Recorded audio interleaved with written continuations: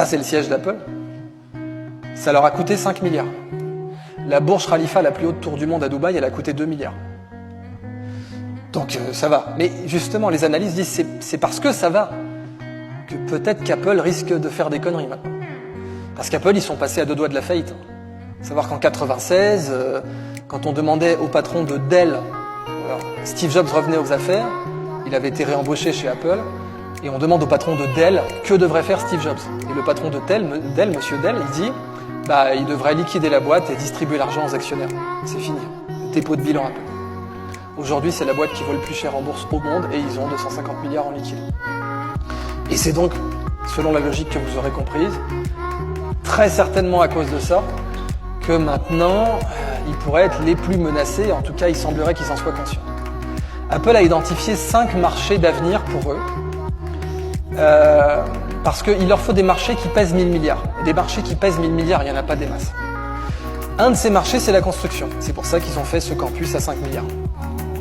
Un autre de ces marchés, c'est la finance. Apple a sorti une carte de crédit qui marche très bien aux États-Unis.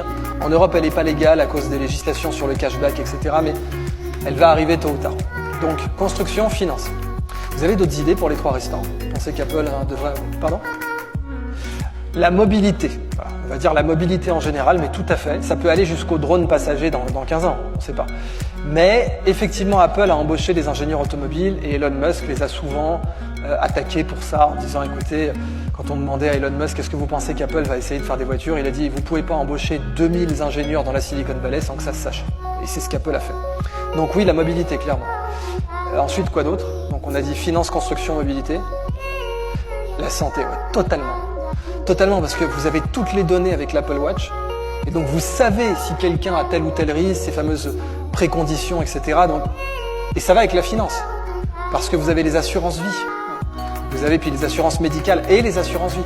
Donc vous pouvez avoir un avantage compétitif majeur sur les assureurs.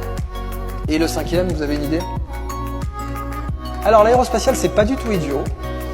C'est pas encore un terrain marché. C'est pas encore un marché qui pèse 1000 milliards.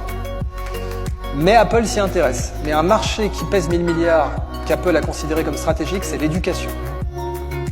On vit dans un monde où Apple pourrait livrer des diplômes dans 15 ans. C'est tout à fait possible. Parce qu'en fait, l'éducation mondiale, elle était pas du tout antifragile. Pas du tout. Le confinement, les confinements, mais le télétravail.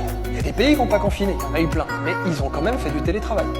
Et maintenant, quand vous allez chez les DRH des grandes entreprises américaines, vous regardez les fiches de poste, vous voyez 2 tiers at home.